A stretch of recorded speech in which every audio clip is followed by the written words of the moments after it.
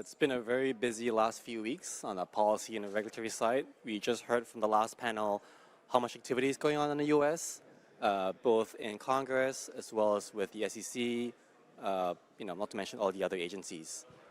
We're very excited to sort of shift the conversation a little bit and talk more globally. There's developments in Hong Kong, in South Korea, in Japan. For example, in Hong Kong, the monetary authority there has published guidance on staking. In Japan, they're taking a closer look at disclosure and market conduct requirements. But for today, we're going to focus our discussion on the US, the UK, and the EU. There's going to be a fair bit to cover. We thought it'd be fun to do a bit of a compare and contrast approach and just have a lively conversation around what we all think about these developments. So the topic that we have today is, starts with through a lawyer's eyes.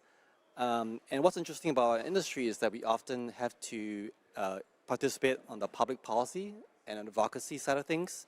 But everyone here is a lawyer. We all have to be able to advise our business partners, our products, our clients. Once the dust is settled, once these become law, how do we implement them? How can a business launch its token, their exchange, issue things? So, let's start with the general question. What is the regulatory posture in your jurisdiction? Is it generally permissive? Is it restrictive? Is it somewhere in the middle? We'll start with you, Lily, and we'll go down the line. Sure, thank you, Ming. And I'll be covering these issues from a U.S. Regulatory perspective. Principally, I would say, if I had to pick one, currently probably uncertain, moving in the direction of permissive. And the reason I say uncertain is that there's a lot of changes in the positive direction of getting regulatory guidance from existing regulators. There's a number of pro-blockchain bills that are pending on the Hill. But where and how these regulations are going to be implemented is still uncertain in this area, and I think it'll take probably 6 months to a year to have more regulatory certainty, I think in a positive way. But the reason I mention that is everyone, on the day after the new presidential election wants to get going and say, what can we do now that's different than before? And the law is the law currently, and that's all we as lawyers can advise on right now. But certainly it's a huge positive outlook of where we anticipate the direction of the U.S. regulatory environment in the coming months and years to come. I think I'm just talking about the UK first. I would say it's at the moment it's relatively certain, but it's unhelpful.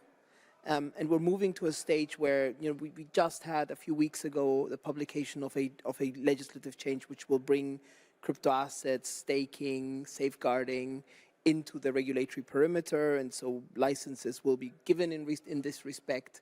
And there are several issues with that instrument. So we are clear that that's coming.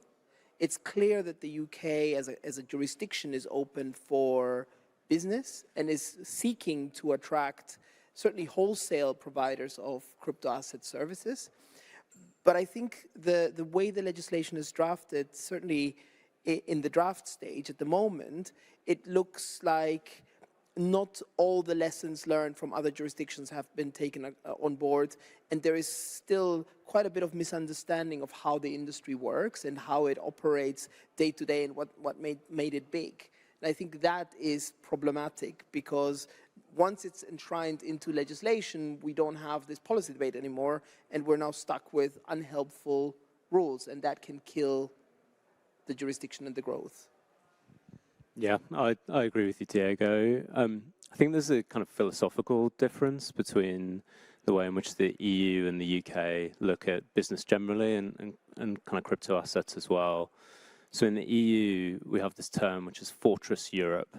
The whole concept of Europe as a trading bloc is all about regulating European businesses, promoting those businesses and keeping others out. That's what we've seen with MiCAR. We've seen, a kind of policy which, if you're going to provide crypto services to European consumers, you need to be in Europe, and that's the Fortress Europe approach. Whereas the UK, sort of philosophically, has taken a very different approach. It takes the approach of kind of free markets, free trade, very sort of Milton Friedman and John Maynard Keynes. And unfortunately, we've seen over the last 2, 3, 5 years maybe, the regulator taking quite a restrictive approach, which I think chimed with the approach that was taken in the US and other jurisdictions as well. One big difference with the new regime, while I agree with Diego that there are some issues with this new regime to be ironed out, is the UK is adopting an approach where for certain businesses to provide services into the UK, you won't need to get a license to do that. And I think that is quite positive. So if you are a global stablecoin issuer, for example, issuing the stablecoin into the UK, you won't need a license to do that, provided you're issuing it through a UK distributor. So that's very different from Europe, where you see, big stablecoin issuers having to set up in Europe and issue a separate coin. Similarly, if you're providing services in a wholesale business, you're an investment bank providing crypto services to UK institutions, you won't need a license to do that. Again, very different from Europe. So I think there are also some positive steps with the UK. We can come onto it in a second, but I think the government's listening at the moment, and I think it's really important for the industry to feed back to the government to address some of the issues that you rightly raised, Diego. Yeah, great. So let's double click into market structure. Generally market structure legislation will cover things like the listing of a token, the issuance, how they can trade on the secondary market, what sort of supervisory jurisdiction regulator will have. For all of us in the room, critical because tokens, crypto assets are sort of at the core of market structure legislation. Diego, you mentioned earlier that the UK may or may not be taking lessons from what is seen in the EU and perhaps other jurisdictions. I'd like everyone to sort of, ponder on this question in your respective jurisdictions. How are regulators and lawmakers in each of your jurisdictions thinking about market structure? There's a sense that sometimes they borrow a bit too much from the traditional financial regulation. I think that there's at least some sense of that in MiCAR, borrowing from MiFID too, the traditional financial regulations. So maybe we'll start with you, Stu, and we'll kind of go down the line. Sure. Yes, I think we gave up the argument years ago that digital assets, would they be seen as gambling? Would they be seen as something similar to a commodity or a good? No, we gave up the argument that they're going to be seen as some form of financial services. The big question is, what financial service regime do you draw on for digital assets? Because digital assets is just a term for technology. That it's a vehicle for many different use cases.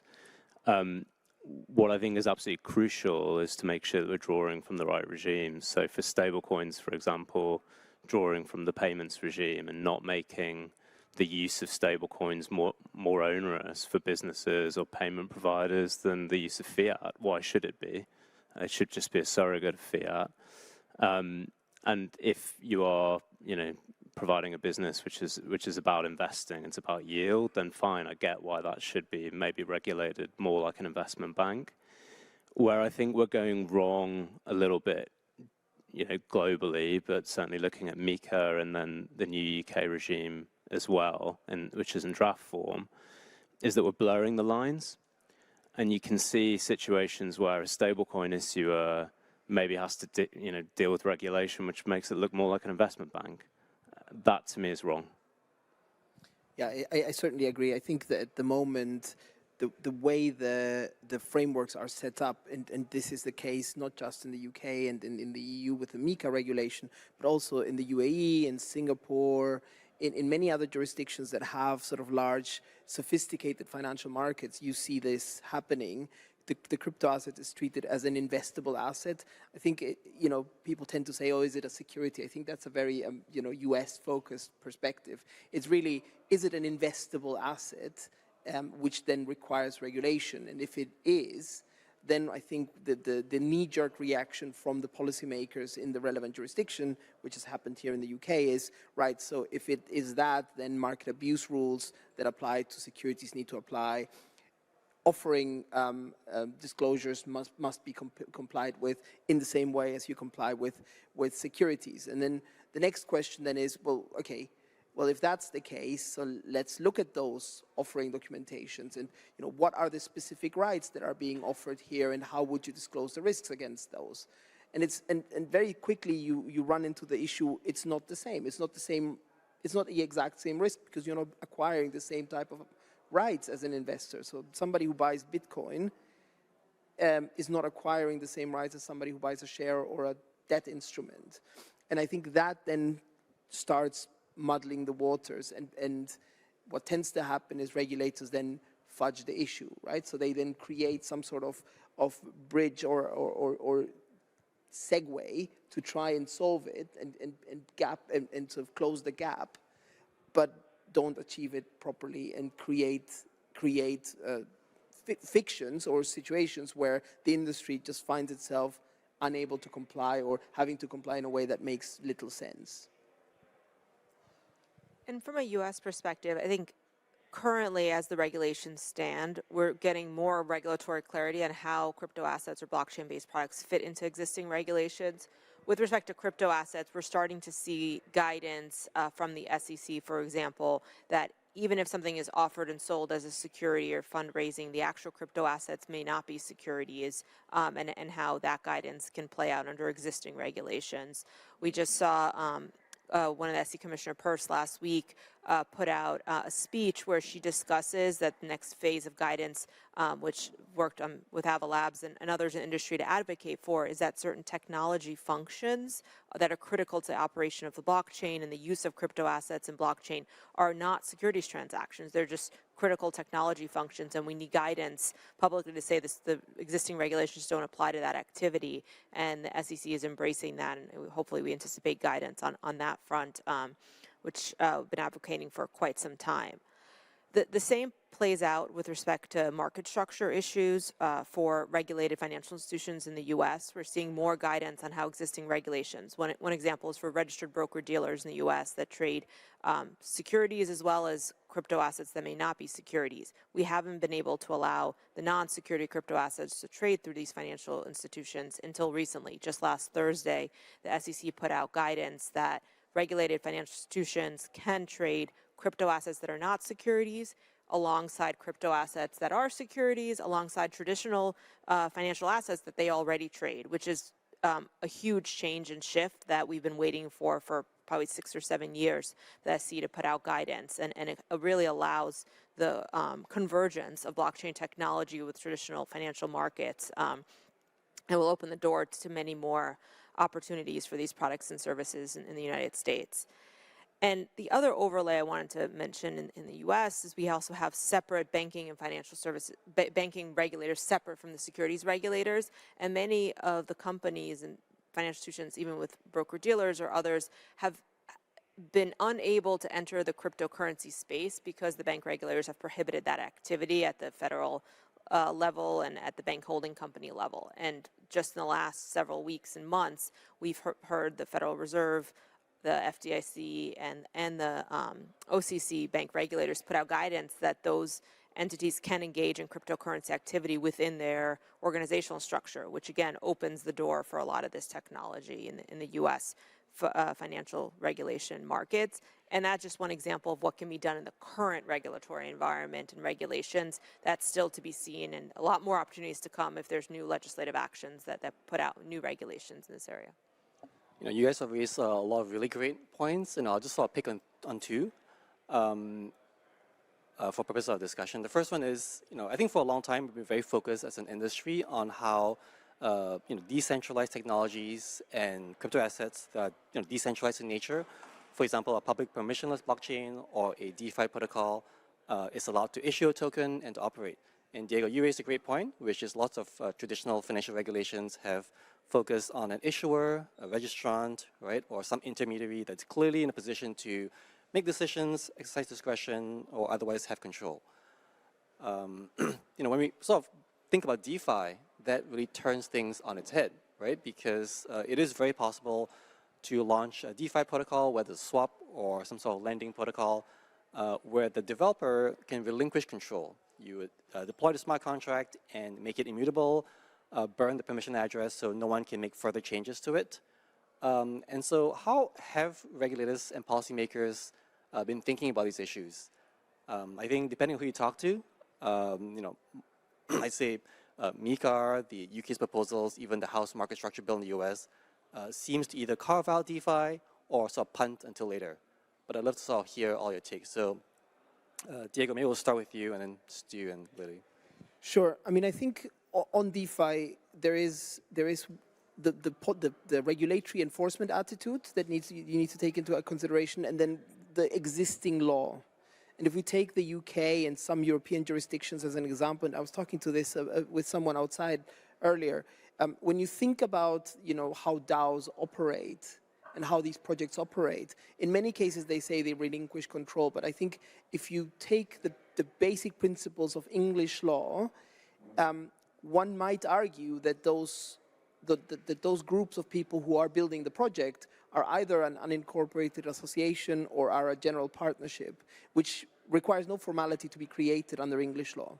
And if that's the position that you're in, then purely, strictly legally, the deployment of the software of the smart contract would then technically be regarded as a potentially a regulated activity, depending on what that smart contract, etc., does, right?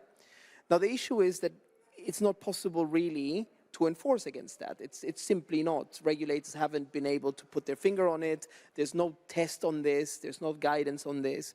And so what tends to happen is that regulators, as you say, push it down the line. And in MiCAR, it's really interesting because the recital says, well, if it's truly decentralized, then it's not in scope. And this question is, when is something truly decentralized? Is it enough for there to be, 10 college friends who put this together and launch the project? Or, is it no longer decentralized when I've got, a foundation doing it? At what stage does that true decentralization concept start, and where does it stop? And, when does regulation start? And I've been helping some clients with those debates with some regulators who are running decentralized protocols or decentralized aggregators.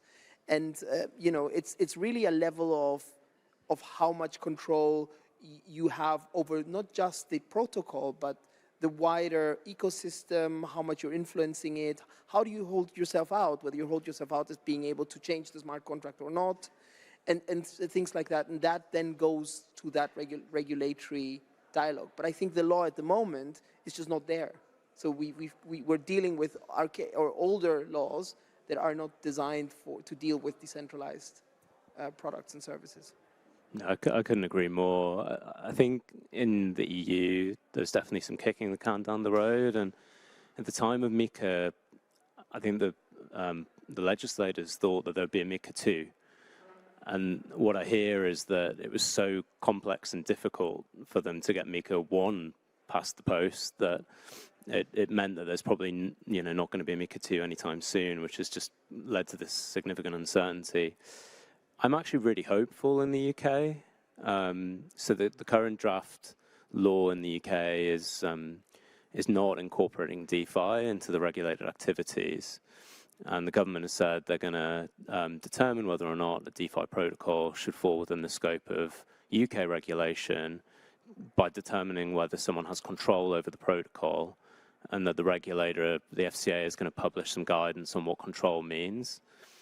If that guidance is clear, then I think we can get to a position where in the UK, decentralized protocols, as we would understand a decentralized protocol, are outside of the scope of regulation. But then the next question is, well, what about front ends? What about wallets? Are they also outside the scope of regulation? Because if to run a front end that communicates with the protocol, you need to be an investment bank. Again, it's completely unrealistic. You need AML KYC at that stage, and it puts us out of kilter with the rest of the world. Again, my sense is that the government is listening, and its approach is not to regulate software providers. And that would include a provider of a front end that enables someone to initiate a transaction in their sole discretion. That's where I think we're going. But the proof is going to be in the pudding of what comes out of this legislative process. We'll know the answer this year, which is pretty cool. I have to say I'm much less optimistic than Stu, because I've dealt with a few cases where the FCA has actually said this is going to be regulated. But this is the government. Yeah, well, this is the key: is the government able to ensure that an exemption applies for this activity? And I think, look, what I'm seeing is there is already an exemption in the proposed rules, which is for someone who facilitates a communication channel to say a blockchain or someone else, frankly. The key is, can we ensure that that exemption is drafted appropriately to exclude front ends as we see them, so not front ends which are kind of effectively operating as broker-dealers, but software providers. My sense is that's the intention. The key is how much of industry backing can we get behind this to respond to the government's consultation and ensure that they listen. Again, I'm an optimist, but let's see.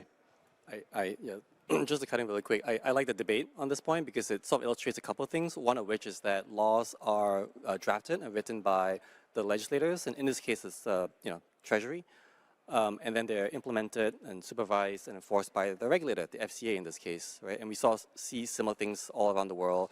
In the U.S., Congress will draft it. The SEC is rulemaking authority, but there's a bit of a division between who's responsible for what. And sometimes the policy carries through to the actual laws as implemented, and sometimes they sort of get watered down or muddied a little bit. How are things in the U.S.? So from a U.S. perspective, DeFi itself is not regulated, but you do need to look at what is the DeFi activity and if some of that activity may be subject to some of the existing regulations. And that's what we do with our clients. We analyze the facts and circumstances to see if the activity is just technology functions or technology in nature that is not subject to regulations, or does that activity rise to that level? And we've had that debate with the regulators. Just last month, went to meet with the SEC Crypto Task Force, and they really were digging in and thinking through what's the dividing line between certain DeFi or non-custodial wallets or certain smart contract activity, and where does it cross the line between being technology to facilitating regulated securities transactions, for example, if the assets trading on them are tokenized securities, as one example. And they want to know kind of how should we be thinking about the intersection of DeFi and our regulations, how can we be helpful in providing that guidance and in drawing that line. And I would say now, the door is open to have discussions with the regulators to educate them on DeFi as they're shaping this guidance, because we want to make sure they get it right and are understanding the tech and the implications of regulating it versus allowing it to freely transfer some of this technology without being subject to regulation, which could be an impediment in the long run. Yeah, it's also nice that our discussion around DeFi is sort of progressed to a point where we're able to sort of talk about the different pieces in a DeFi ecosystem. So obviously the DeFi protocol is right at the center of it. There's also interfaces, as you all mentioned. There are, I guess, potentially dealers, right? Users who are trading or using these protocols. I also see discussion on MEV, right? How we want to think about that. Do we sort of want to legitimize the role of MEV searches, for example? Does it result in better execution, right? Better price discovery?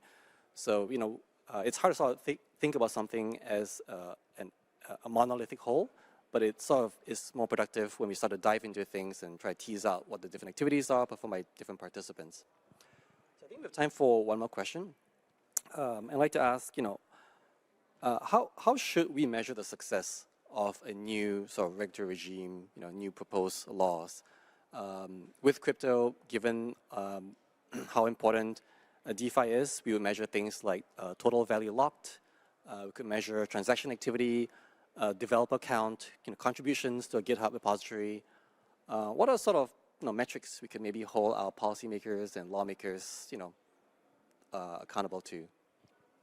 I guess I'll start. I gave this question a lot of thought, and the first thing that came to my mind is regulations that lawyers can understand. Not everyone in the general public, but at least lawyers. If we can't interpret it, which has been the challenge over the years, then others won't be able to either. I would say that first and foremost. Second is technology neutral approaches. We don't want to draft regulations that are focused on technology or solving for a problem today, because it'll cause problems for the next iteration of technology or evolution of development, be way beyond blockchain and other types of technology. So I would say technology neutral approach that works across the board would be a good way to think about it. and adapting and modernizing the regulations so they can be adaptable to change over time and flexible. I know that's probably a challenge because we don't have a crystal ball and can't predict the future of where it comes, but having a principle-based approach that has some flexibility would be the right way, I would suggest, thinking about it. I'm a little more pragmatic. For me, a good regulatory regime should get to good outcomes, and a good outcome needs to be one where the ecosystem in the jurisdiction grows. That's the whole point of it, and it shouldn't grow at the expense of, say, customer security or consumer fairness. All of those things need to be protected in a way that's proportionate to the growth and enable the ecosystem to effectively develop. For me, that would be a fantastic regime. One that protects consumers to the extent that's necessary, not overly, just to the extent that's necessary, and at the same time allows businesses to grow and prosper and develop. Yeah, and just to layer on top of that, I think success would be legislators and regulators really recognizing the differences and idiosyncrasies of this market versus traditional securities markets, recognizing that the end consumer in this market is very different. They're very technology savvy. Just telling providers to geofence a jurisdiction has been proven to have no impact, right? Because consumers will just use a VPN and go and buy the thing anyway. So we shouldn't focus too much on this sort of choke point, let's stop any consumer ever being able to lose by buying crypto as an investment. Stop looking at crypto and the merits of the investment, looking more at creating a framework where people can appropriately take risk, and also recognizing that that framework shouldn't apply unilaterally across different activities within crypto, right? DeFi should be regulated differently from centralized exchanges. Wholesale should be regulated differently from retail. And the last thing I'll say is, I'm very worried at the moment that we're going to have in the US a regime that looks like this, in the EU like this, and in the UK like this, and then Asia. You want to be a crypto provider in this inherently global space, you're going to need, what, 10, 15, 20 different licenses, offices, personnel? That can't be right for such a global industry, but we're heading that way, unfortunately. Yeah, fantastic. So, looks like everyone's aspiring towards clarity, consumer protection, pro-innovation, pro-business, and technology neutrality. So with that, we'll close. Thanks very much, everyone. Thank you all for listening.